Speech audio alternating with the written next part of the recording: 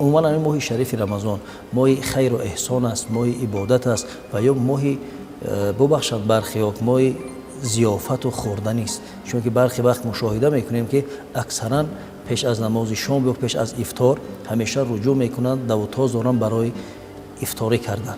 ماه مبارک رمضان تنها با گرسنگی سپری کردن روز یا نانوشیدن و نخوردن و یا همبستر نبودن با همسر تنهایی نیست. رمضان مکتب تربیه است، مدرسه صاف کردن باطن است، جهان باطن انسان. آیتی هست 183 سوره بقره میگه که اگر رمضان که تو را پرهیزگار نکند، از رذیلت‌های اخلاقی باطنت را صاف کردن نتوانی، تمام فعل بد را ترک نکنی، تو دعوا نکن که روزه‌دار هستی. اینا واسطه هستند. به عبارت ساده‌تر ماه مبارک رمضان ماه سبکباری و وصال است. این عبارت بسیار مرکب است. ماه سبکباری و وصال است. سبکباری که شانه‌های انسان از بار گناه سبک میشوند. وصال که به مقام به پروردگار آدم وصل پیدا میکند. یعنی در رحمت پروردگار کسی شامل میشود که فلسفه رمضان خوب درک کند.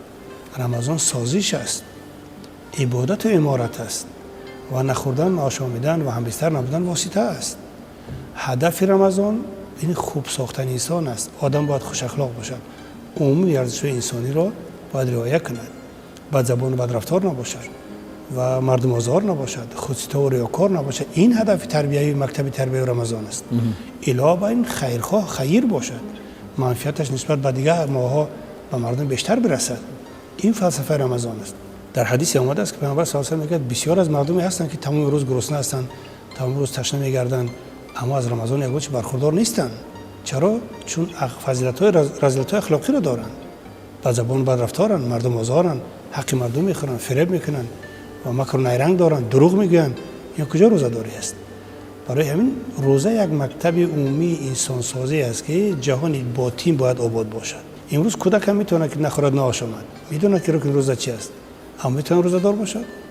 روزه‌دار کسی است که از عمومی فلسفه روزه برخوردار باشد. یعنی کسی پرخور است، پرخواب است و پرگو است، روزه‌دار نیست. ساده تر کسی رمضان دیگرگون نکند، دعوای روزه‌داری نکند.